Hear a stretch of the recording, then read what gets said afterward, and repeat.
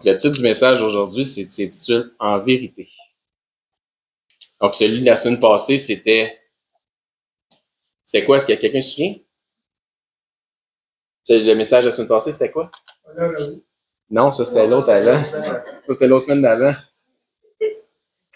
Olivier? Philosophie, fable et mensonge. Philosophie, fable et mensonge. Aujourd'hui, c'est en vérité. OK, d'accord. Merci beaucoup. Donc, on a de la suite des idées, hein? Donc, chapitre 2 de Galates, à partir du verset 11, ça nous dit là.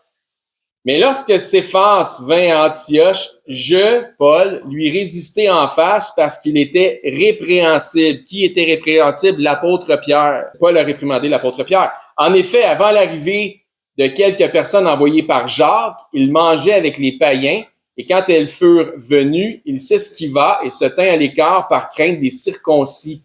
Avec lui, les autres Juifs usèrent aussi de dissimulation, en sorte que Barnabas, donc c'est pas en vérité, c'est pas honnête, en sorte que même Barnabas fut entraîné par leurs hypocrisies, il n'y a pas la langue dans sa poche, voyant qu'il ne marchait pas droit selon la vérité, donc il était dans le mensonge, donc selon la vérité de l'Évangile, on parle bien ici d'un apôtre et d'autres, je dis à Céphas, en présence de tous, si toi qui es juif, tu vis à la manière des païens et non à la manière des juifs, pourquoi forces-tu les païens à judaïser?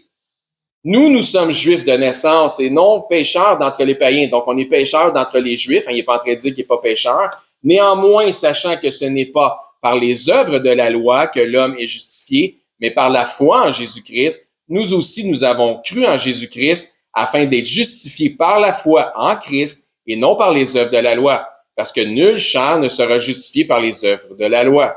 Mais tandis que nous cherchons à être justifiés par Christ, si nous étions aussi nous-mêmes trouvés pécheurs, Christ serait-il un ministre du péché? Loin de là. Car si je rebâtis les choses que j'ai détruites, donc si je retourne dans le judaïsme, je me constitue moi-même un transgresseur. Verset 19, ça dit là, car c'est par la loi que je suis mort à la loi afin de vivre pour Dieu. Donc, je vais demander à Benedetta d'avoir un mot de prière pour le culte, s'il vous plaît. Donc, plusieurs se posent des questions sur le retour des Juifs en la terre de Canaan depuis 1948. Légion sont ceux qui, influencés par les idéologies dispensationalistes, ont essayé d'intégrer leur supposé retour dans la terre de Canaan en 1948 dans un cadre théologique, voire même dans un cadre prophétique. Et avant de parler de leur retour en 1948, parlons plutôt de leur départ. Donc, je suis conscient que pour certains d'entre vous qui étaient habitués de venir ici, qui venaient aussi depuis un bon bout de temps, les mercredis, on enseigne sur ces choses, je suis conscient que ce que je vais expliquer, c'est déjà un terrain qui est connu. Mais pour d'autres qui font une partie de l'Assemblée ou qui nous écoutent en ligne ou qui sont peut-être des visiteurs, donc, pour d'autres, peut-être que c'est du nouveau matériel ou c'est du matériel à considérer, en tout cas. Pour d'autres, ce que j'enseigne ou ce que je vais enseigner va aller complètement dans le sens opposé des enseignements que vous avez reçus. Et c'est à ce moment-là que c'est important de prendre les Écritures et vérifier dans les Écritures si ce qu'on nous enseigne, c'est véritablement selon la parole de Dieu. Je souhaite donc que vous soyez en mesure de faire la différence entre le vrai et le faux, parce que je pense que c'est ce que Dieu souhaite aussi, entre ce qui est bien et ce qui est mal, entre ce qui est approuvé et ce qui ne l'est pas. Au temps du ministère terrestre de Christ, il y avait le temple de Jérusalem qui était sur place. Et on peut tout de suite tourner dans Matthieu 24. Il nous parle du temple de Jérusalem, justement, à cet endroit-là. Il s'agissait du deuxième temple, le premier ayant été détruit et éventuellement reconstruit sur ses fondations. Donc, le premier temple avait été construit par qui? Est-ce que quelqu'un sait? Salomon, qui avait utilisé les matières premières ou les matériaux que son père avait déjà mis de côté, donc les connexions de son père. Le deuxième, c'est Néhémie qui s'est mis à la charge, qui avait été aussi protégé par Artaxerxès. Et il y a eu un ajout éventuellement au temple par Hérode, donc certains disaient que c'est le temple d'Hérode. Donc, la destruction du deuxième temple sonnera les persécutions, pour ne pas dire les tribulations, et la diaspora des Juifs, qui sont dans Jérusalem et les alentours, vers l'an 70. À date, tout le monde me suit? Okay. Jésus, avec ses disciples, leur prophétise la destruction de ce temple. On voit ça dans Matthieu 24. On va aller le premier verset, le deuxième verset, et on va sauter après ça vers la fin. Donc, Matthieu 24, 1, comme Jésus s'en allait au sortir du temple. Non, est-ce qu'il est à l'extérieur de l'enceinte ou il est simplement au sortir du temple? C'est comme dire, on est encore sur le balcon de l'église, OK? Ses disciples s'approchèrent pour lui faire remarquer les constructions. Tu sais, wow, tu regardes toute l'architecture, puis regarde si c'est beau, puis pour la gloire de Dieu, puis c'est-tu pas magnifique? Ça devait être magnifique, c'est un temple qui était absolument magnifique. Mais Jésus leur dit, vous voyez tout cela à la sortie du temple, là, vous voyez tout ça? Je vous le dis en vérité, et Jésus est-il un menteur? Mais non. Je vous le dis en vérité, il ne restera pas ici, où ça? Là, à la sortie du temple, pierre sur pierre qui ne soit renversée. OK, est-ce que Jésus ment? Non. Clairement, il parle ici du temple qui était sur cette place à cette époque. Ensuite, parce que c'est ça que le contexte propose. Ensuite, les disciples lui demandent quand est-ce que cette destruction va arriver, qui pour eux autres leur semble, écoute, quand ça va arriver, ça va être la fin du monde. Jésus leur explique dans un langage qui est apocalyptique les choses terribles qui vont venir sur le pays. Et il leur dit, au verset 34, je vous le dis en vérité, encore une fois, est-ce que Jésus ment? Ben non. Cette génération ne passera point que tout cela n'arrive. Donc, quelle génération? La génération à laquelle il s'adresse à ce moment-là, parce que c'est eux autres qui posent la question. Sinon, il aurait dit, je vous le dis en vérité, dans plusieurs générations, ces choses-là vont arriver. C'est pas ça qu'il répond. Il répond selon les questions qui ont été posées. Puisqu'effectivement, ce n'est pas par hasard que plus ou moins 35 à 40 ans plus tard, le temple a définitivement été détruit. Premièrement par le feu, supposément accidentellement, mais quand même, Dieu permet des choses.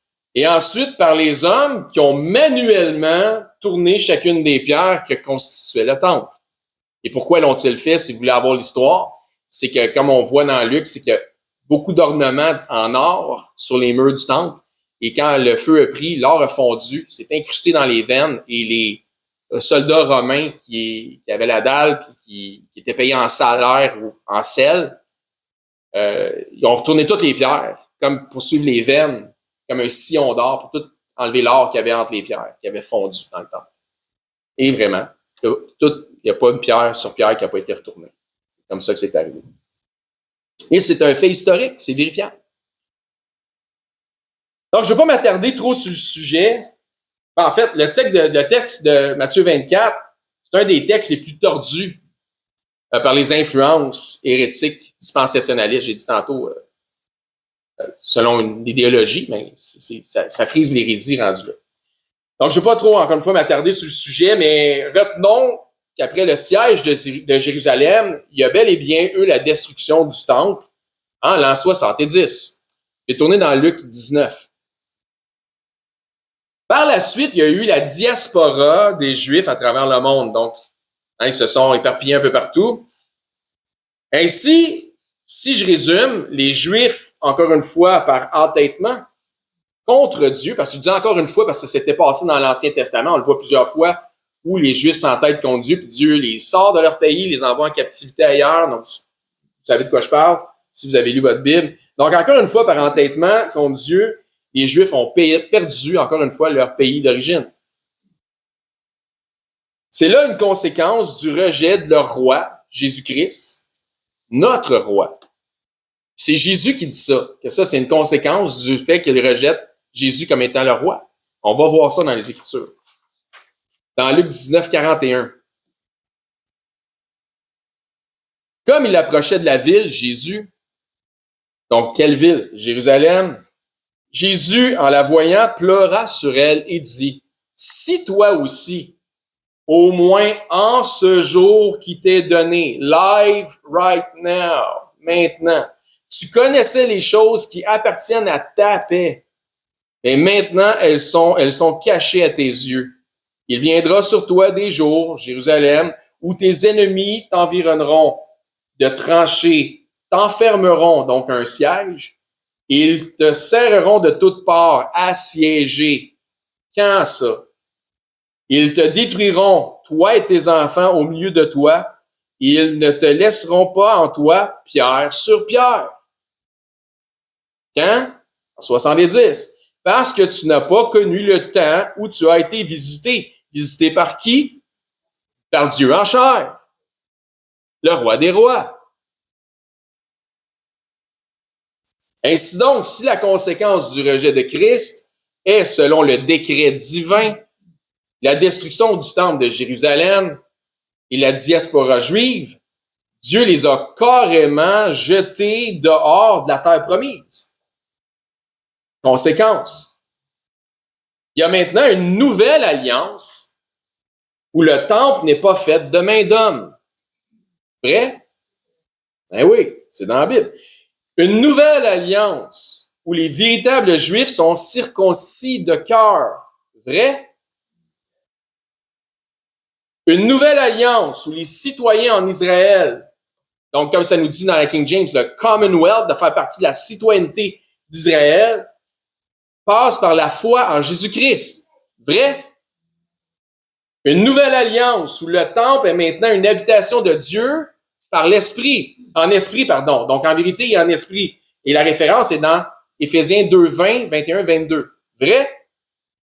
Une nouvelle alliance où les pierres qui forment le temple sont des pierres précieuses, des pierres vivantes, c'est-à-dire ceux qui ont mis leur foi en Dieu par Jésus-Christ. Vrai? Bon, pourquoi je fais dire vrai, vrai, vrai, vrai, vrai? Parce que le titre du message, c'est quoi? En vérité. OK? Parce que j'ai pas l'habitude de faire ça, mais il y a une thématique. Morale de l'histoire. Si celui qui se croit de nation juive par hérédité génétique souhaite véritablement faire partie d'Israël, aux yeux de Dieu, il doit passer par un seul et unique chemin. Un seul et unique médium. Et non, ce n'est pas d'aller s'établir en Israël, au Moyen-Orient, et d'y avoir sa citoyenneté.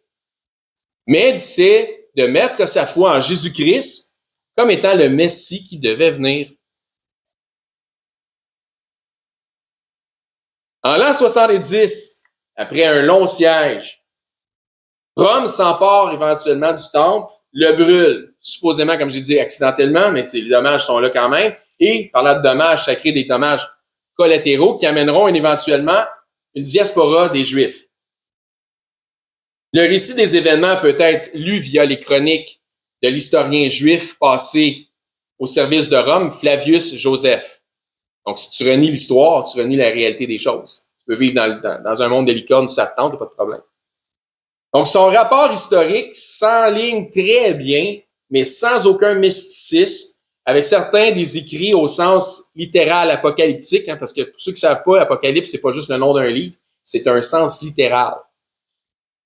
Donc, ça s'enligne très, très bien, sans mysticisme, avec des écrits au sens littéraire, apocalyptique des Saintes Écritures. Puis, frère Dominique, vous avez fait quand même un très bon exposé sur le contenu historique du rapport de Flavius Joseph. Puis vous pouvez trouver ça sur sa série d'études, sur sa chaîne YouTube, l'Église du quartier. Et le titre, ça s'appelle Flavius Joseph et la guerre des Juifs. Donc, si vous voulez des renseignements là-dessus, je vous invite à aller faire un tour là-dessus. L'information est excellente. Qu'en est-il donc maintenant du retour du peuple juif? Donc, on a regardé leur départ. Maintenant, qu'en est-il donc du retour du peuple juif dans la terre promise depuis 1948? Beaucoup de choses sont ignorées là-dessus ou sont pas prises en compte. Je ne vais pas aller dans tous les détails, mais la question est, est-ce que c'est l'accomplissement d'une prophétie biblique? C'est un sujet qui est controversé dans la chrétienté au sens large aujourd'hui. Certains croient que le retour des Juifs dans la terre de Canaan en 1948 est en ligne avec des prophéties qui annoncent le retour de Christ. Hein, quand ils sont arrivés, ben là, ça veut dire que Jésus va arriver bientôt, depuis que les Juifs sont arrivés en terre promise depuis 1948. Il reste juste tant de temps avant que Jésus arrive. Ça ne dépassera pas tant de temps. Premièrement, le retour est issu d'une combinaison de plusieurs facteurs, mais principalement des éléments suivants. Une chose, je veux juste dire, c'est qu'il y avait déjà des Juifs qui vivaient dans la terre de Canaan avant 1948. Ça s'entendait très bien avec des gens de nations arabes, même voire des musulmans qui étaient, on va dire, palestiniens, sans aucun problème, sous la surveillance d'une milice anglaise. Il n'y avait pas de trouble, ben là-bas. Mais éventuellement, il y a eu le sionisme en 1948. Donc, comme je dis, c'est une combinaison de facteurs qui les a principalement amenés là, donc, dont le mouvement, justement, sioniste, qui est un mouvement majeur, il a été aidé, le mouvement sioniste, bizarrement, par le génocide juif, l'Holocauste, la Deuxième Guerre mondiale. Il était déjà en place, le mouvement sioniste. Puis, ce qui s'est passé après la Deuxième Guerre mondiale, avec le génocide juif, ça a donné un coup d'envoi de sympathie au mouvement sioniste. Il y a eu l'implication des Nations Unies sous l'influence américaine et la collaboration anglaise, puis l'investissement massif de familles juives très fortunées telles les Rothschild. Certains illuminés vont dire que c'est Dieu, c'est méchant ce que je dis, hein, qui les a ramenés dans leur pays, donc la terre promise. Je dis illuminés parce que, bon, ça faut que ça vienne de quelque part. Définitivement, Dieu permet des choses, puisque Dieu permet le libre arbitre. Ainsi donc, Dieu permet des choses qui vont dans l'encontre de sa volonté. Lorsque je dis que Dieu permet des choses, je veux dire que Dieu n'intervient pas pour les empêcher. Exemple, Dieu n'a pas empêché qu'il y ait des martyrs parmi même les apôtres. Vrai? Merci. Donc, Dieu permet des choses qui vont à l'encontre de sa volonté parce que Dieu permet le libre arbitre. Ça veut pas dire que Dieu ne peut pas intervenir, ça veut dire que Dieu choisit de ne pas intervenir. Il n'est donc pas intervenu suite à la crucifixion. Pardon. Il n'est donc pas étonnant suite à la crucifixion, je me reprends, et au rejet de Christ, que si sa volonté ou la volonté de Dieu était de la dispersion, la diaspora juive, si ça c'était la volonté de Dieu, par le décret que Dieu a mis, c'est pas étonnant que la volonté de l'adversaire soit exactement le contraire. C'est à considérer. Soit d'aller dans le sens contraire afin de confondre les nations et de mêler les cartes, voire même séduire les élus de Dieu. C'est une option, comme je dis, qui est considérable. Considérez ça. Puisque si le retour en Palestine de gens qui se disent descendants des Juifs, que je dis bien qui se disent, parce que j'aimerais ça voir puis savoir, mais on peut pas retracer vraiment les généalogies aujourd'hui. Donc, si le retour des gens qui se disent descendants des Juifs en Palestine semble être l'accomplissement d'une prophétie qui annonce le retour de Christ, imaginez la déception si Christ ne revient pas dans le cadre du temps prescrit selon cette pseudo-prophétie. Est-ce que ça serait décevant? Donc, imaginez la séduction. Entre autres, ça donne une autre carte dans le manche de l'adversaire pour faire croire à plusieurs, même ceux qui se disent de Christ, que Dieu ne tient pas ses promesses. Parce que si c'est une prophétie et elle ne s'accomplit pas, finalement, elle ne s'accomplit jamais, la Bible est-tu vraie? Ou est-ce que la théologie qui va dans ce sens est vraie? C'est ça qui est à considérer. Quand en fait, Dieu n'a jamais promis quoi que ce soit dans ces termes. Il n'y a pas de promesse de Dieu que Jésus va revenir après que les Juifs aient passé en 1948 en dedans tant de temps. Il n'y a rien de ça dans les Écritures. C'est une séduction, c'est une fiction en fait. Certains, influencés par l'esprit d'erreur, ont ainsi faussement cru dans les élucubrations dispensationalistes et les élucubrations vont ainsi, je vous les cite. Le retour des Juifs en terre promise en 1948 serait l'accomplissement d'une prophétie biblique de l'Ancien Testament et, selon ce que Jésus a dit en Matthieu 24, la génération qui verra le jour à partir de 1948, à partir du jour de cette date, ne passera pas que Jésus reviendra. Ça, c'est depuis longtemps le cadre théologique, là, résumé, si on met ça dans un condensé. Est-ce que vous aviez déjà entendu ça? Ah ouais, ok, parfait, super, génial. Là, juste être sûr que je représente bien ce que vous avez déjà entendu. La conviction récente était, pour ces illuminés, encore une fois, qu'une génération biblique équivalait à 40 ans, du fait que, quand ils sont sortis du désert, il y a une génération qui a vécu donc de 40 ans dans le désert avec Moïse avant d'aller dans la terre promise. Donc, l'idée, c'était qu'une génération dure 40 ans. Il y a même un best-seller qui s'est vendu. Le gars, il a fait de l'argent, ça n'a pas de sens. Je ne sais pas s'il a remboursé le monde, mais en tout cas. Dans les débuts des années 80, dont son livre s'intitulait « 88 raisons pourquoi Jésus revient en 1988 ». Parce que 1948, 40 ans plus tard, 1988. Et je crois que les ventes ont drastiquement chuté à partir de 1989. Ça fait du sens, hein?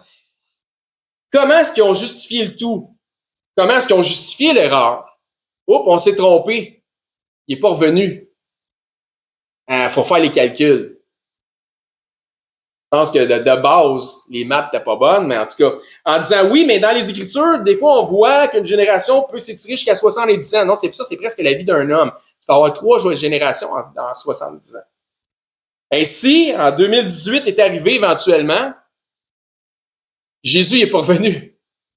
70 ans plus tard. Maintenant, d'autres dates sortent.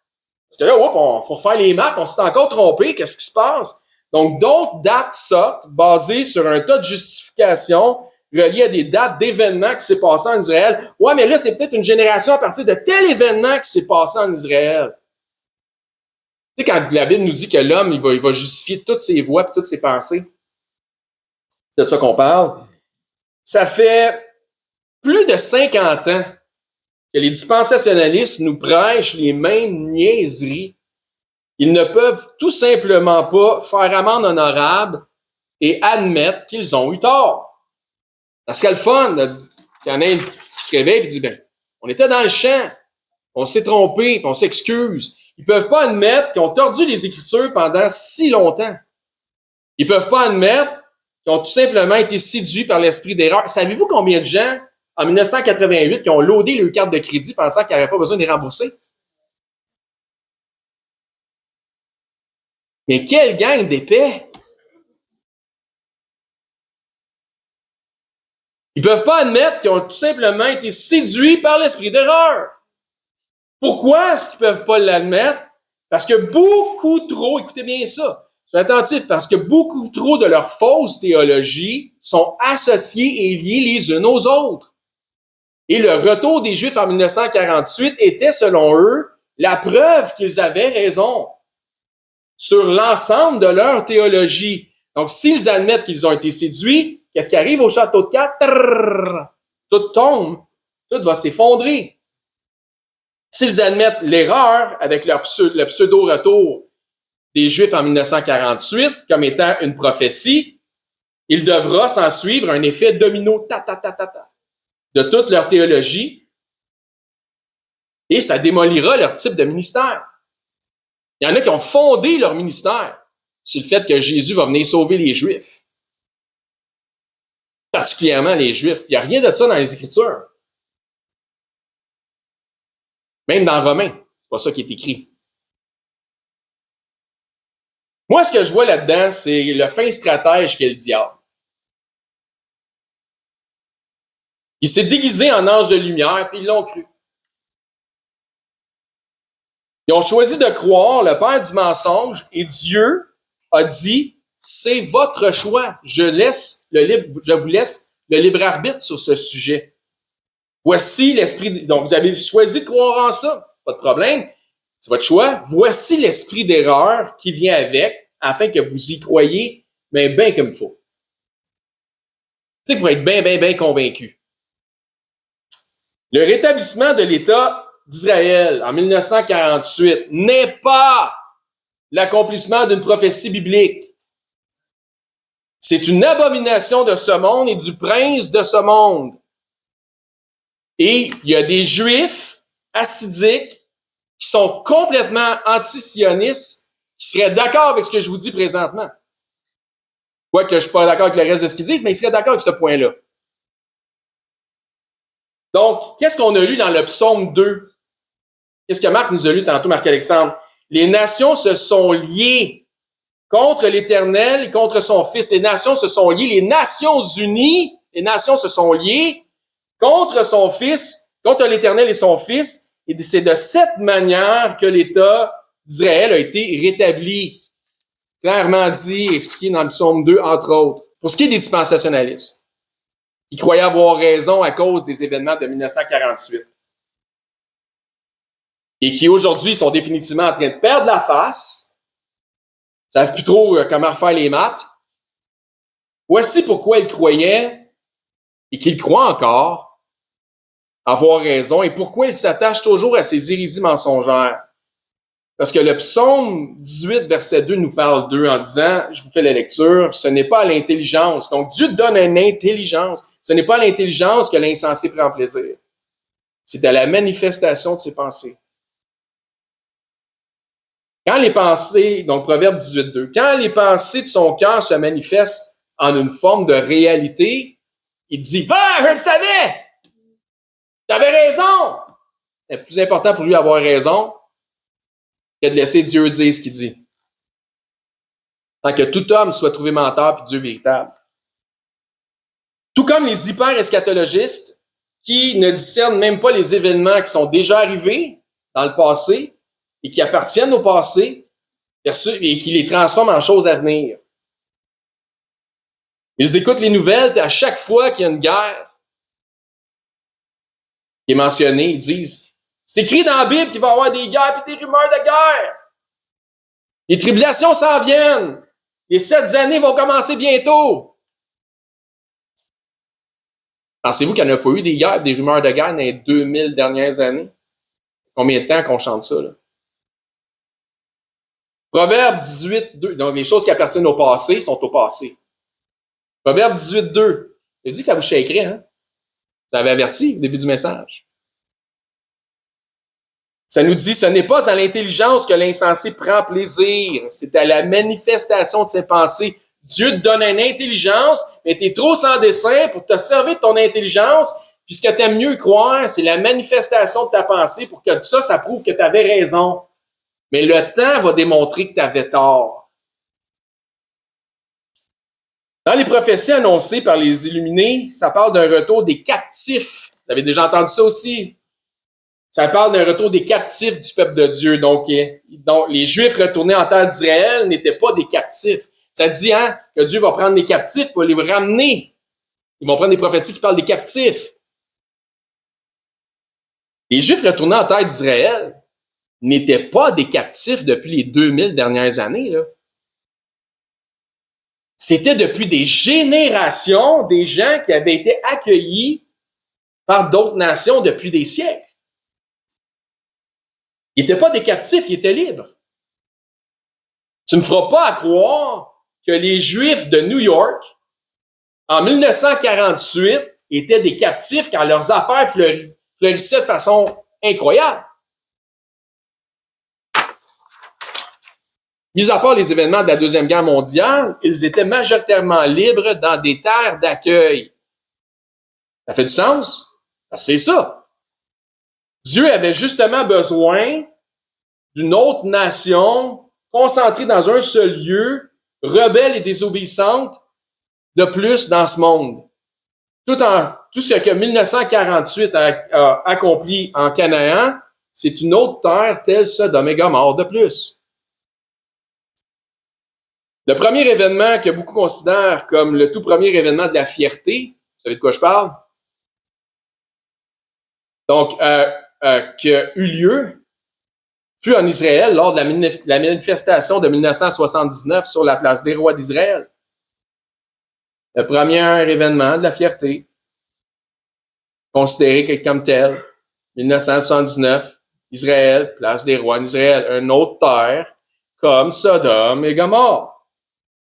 Morale d'histoire, je ne souhaite pas faire une étude complète qui annule les idéologies dispensationnistes. Je l'ai déjà fait les mercredis. Je pense que les gens ont été bien nourris là-dessus et ont compris. Mais je confirme que ceux qui enseignent ces choses et qui bernent encore les croyants dans leur assemblée avec les histoires de Gog et Magog, les signes, les guerres, les tribulations, la lune rouge, ils ont vraiment besoin de se repentir de ça. De se repentir de ce genre d'enseignement et de demander pardon à leur assemblée.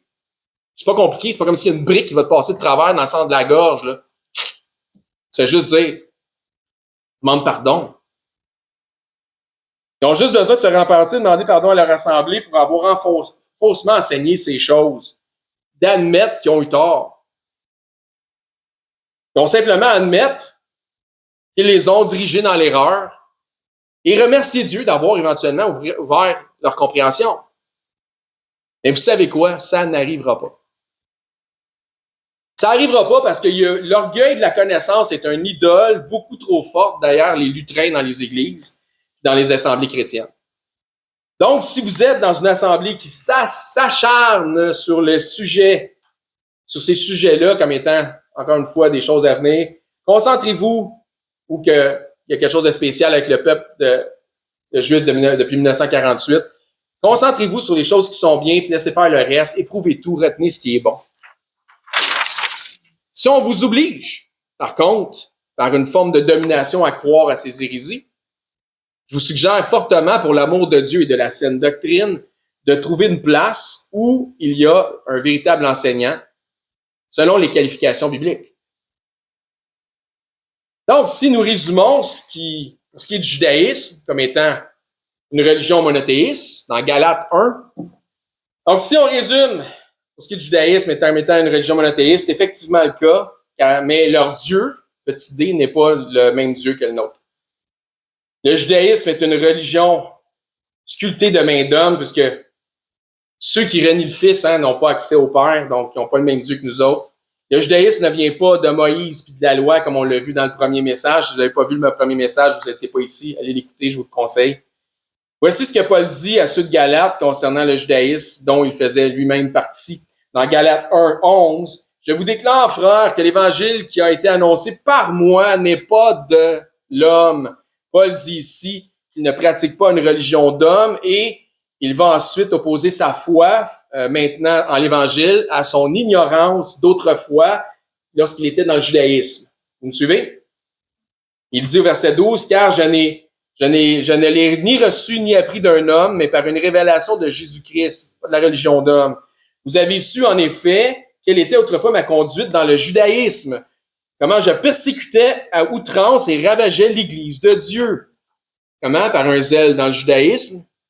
Verset 14, et comment j'étais plus avancé dans le judaïsme que beaucoup de ceux de mon âge et de ma nation, étant animé d'un zèle excessif pour les traditions de mes pères. Le judaïsme est une religion de tradition. Paul admet clairement que le judaïsme est une religion d'œuvre antichrist, basée sur des traditions d'hommes, plutôt que basée sur la vérité et les réelles attentes de Dieu dans les Écritures. Le traditionnalisme n'est pas un gage de justice. C'est pas parce que moi, mais même dans la chrétienté, ouais, mais dans telle église, ils font ça de même, de même. Oui, mais ils trouvent ça où dans la Bible? On peut tout savoir? Ah, mais c'est des traditions. C'est pas un gage de justice. D'accord? Donc, le traditionnalisme n'est pas un gage de justice, de bonnes actions, ni de vérité. C'est pas un gage de justice, ni de bonnes actions, ni de vérité. En tant que chrétien ou chrétienne né de nouveau, je vais tourner dans Philippiens 3. Comment devrions-nous voir le judaïsme et les racines judaïques? Comment? C'est quoi notre vision? Quelle devrait être notre vision comme étant des nés de nouveau concernant le judaïsme et les racines judaïques ou les tendances judaïsantes qui poussent les gens à saluer en disant « Hey, shalom », puis c'est bien important de dire « shalom », ou d'appeler Dieu Yahweh, ou dire Jésus Yeshua, et avoir un drapeau icône idolâtre d'Israël dans leur église, ou une menorah, un chandelier à 7 branches, ou de respecter les sabbats, etc., etc., etc.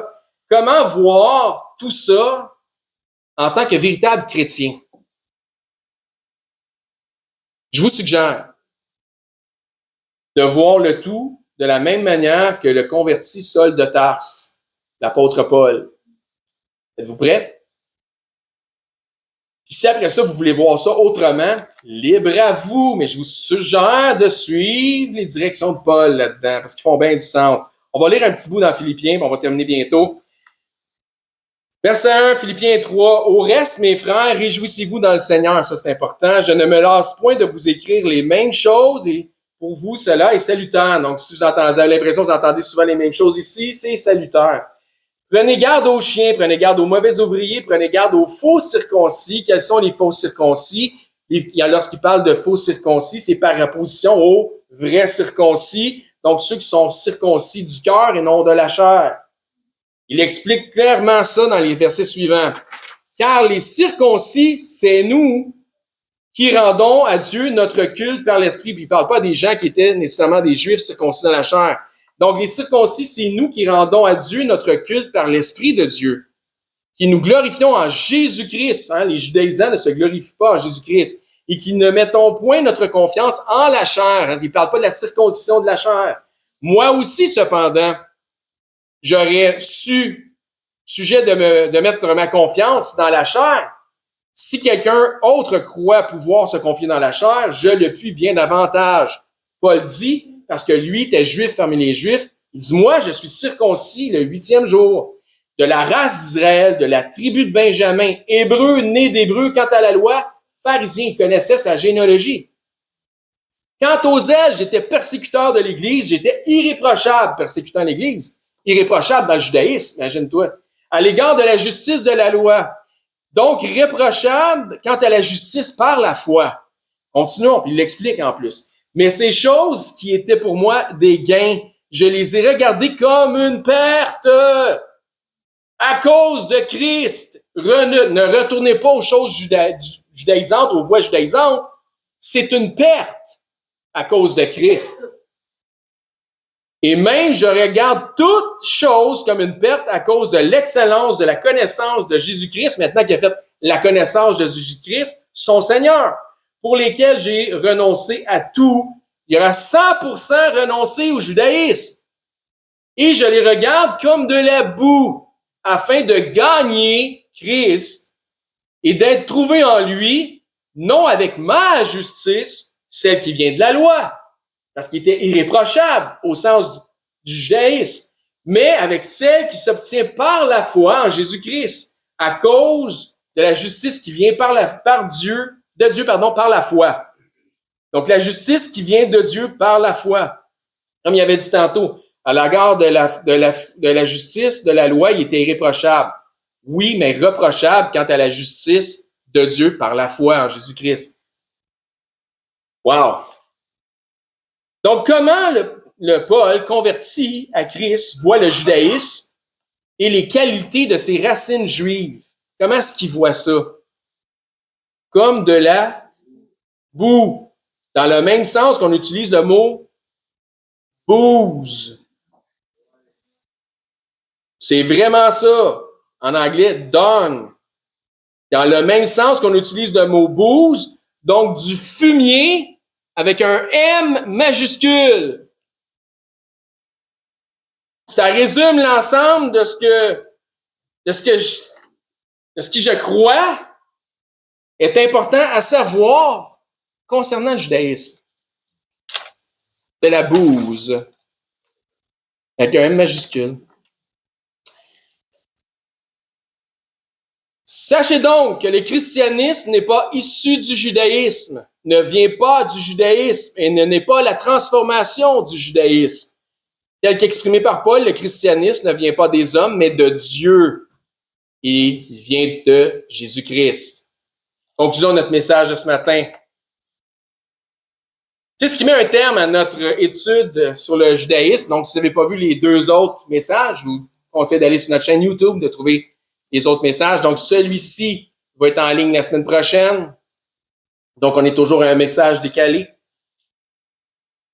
Et il y aurait probablement 1001 choses qu'on aurait pu continuer à dire. On aurait pu parler du mur des lamentations, puis comme quoi ça n'a pas rapport, ça ne fait pas partie du temple.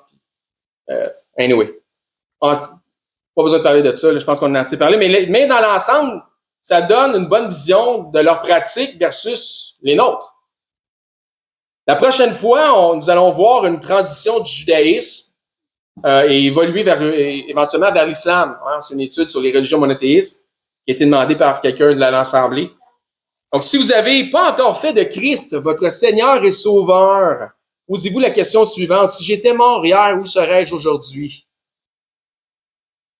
Jésus-Christ est le seul chemin qui mène au Père et à la vie éternelle. Amen. Merci beaucoup. Donc, je vais demander... Bonjour, ici Éric, ancien et enseignant du ministère de l'EBCRS. J'aimerais d'abord vous remercier de vous intéresser à l'œuvre de notre ministère ainsi qu'à la chaîne sur laquelle on distribue notre matériel. Si, suite à une de nos prédications, vous réalisez que vous n'avez jamais fait du Seigneur Jésus le Seigneur de votre vie, le Sauveur de votre âme, mais que vous réalisez aussi que vous avez vraiment besoin de vous tourner vers lui afin de sécuriser votre éternité, je crois que ce segment de vidéo s'adresse à vous, puisque la Bible nous déclare cette vérité. Dans 1 Timothée au chapitre 2, à partir du verset 3, ça nous dit que Dieu est notre Sauveur et que dans cette optique, Dieu souhaite que tous les hommes soient sauvés et que tous les hommes parviennent à la connaissance de la vérité. Et ça nous dit aussi, car il n'y a qu'un seul Dieu et un seul médiateur entre Dieu et les hommes, et c'est Jésus-Christ qui s'est lui-même fait homme.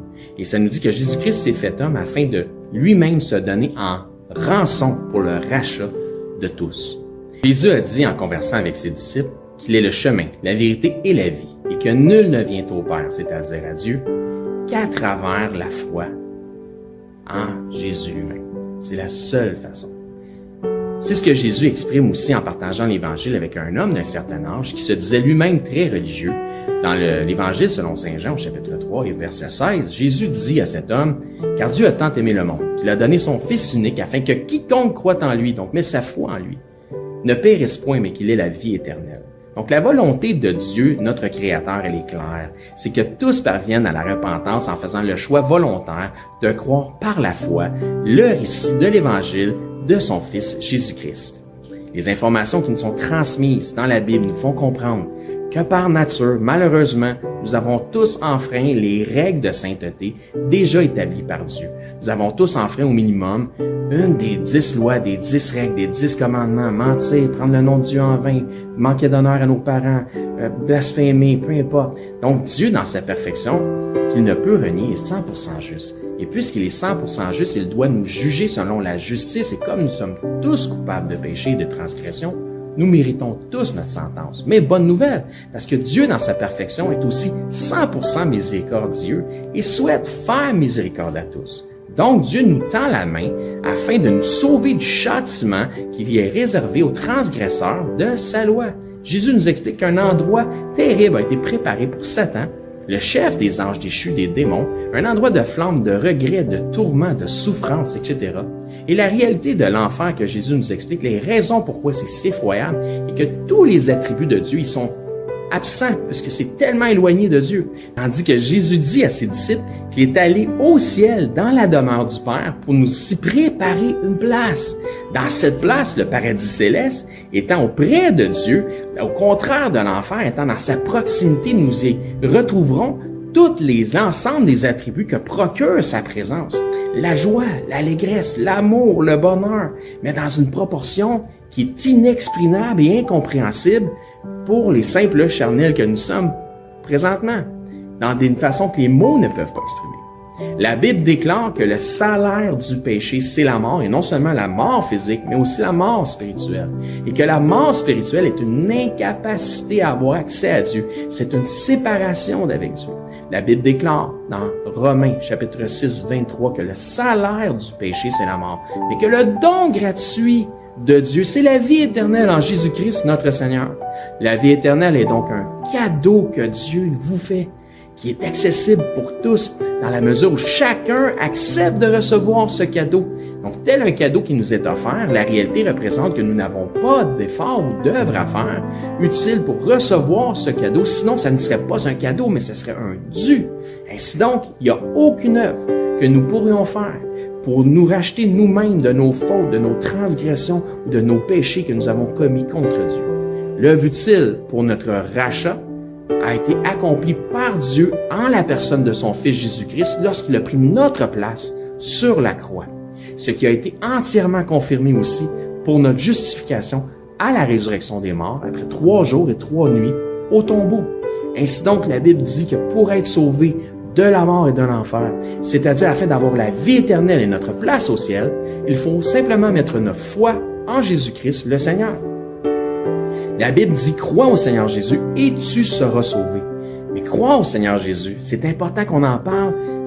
Croire au Seigneur Jésus a une signification. C'est simple, mais, comme je dis, important. Cela signifie de croire par la foi dans le récit de l'Évangile de son Fils. Puisque la Bible dit que l'Évangile est la puissance de Dieu pour le salut de quiconque croit.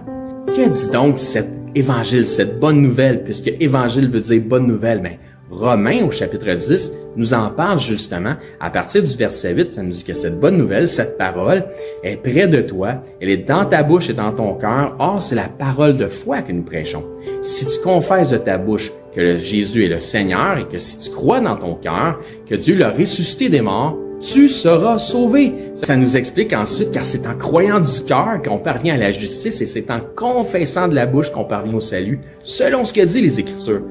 Quiconque croit en lui ne sera point confus. Il n'y a aucune différence pour quelque nation que ce soit juif ou grec, puisque tous ont un même Seigneur qui est riche pour tous ceux qui l'invoquent. Car quiconque invoquera le nom du Seigneur sera sauvé. Il ne s'agit donc pas de réciter une prière selon une formule toute faite qui fait la différence, mais bel et bien de mettre sa foi dans le Seigneur Jésus-Christ. Si vous croyez que Jésus-Christ, Dieu le Fils, le ressuscité, est Seigneur et que vous acceptez d'en faire le Seigneur de votre vie, ainsi il devient instantanément aussi le sauveur de votre âme. Si tel est votre cas, gloire à Dieu, vous faites maintenant partie de son troupeau. En tant que nouveau disciple, ce qui est important maintenant, c'est de vous trouver premièrement un enseignant qui enseigne la vérité de la parole de Dieu.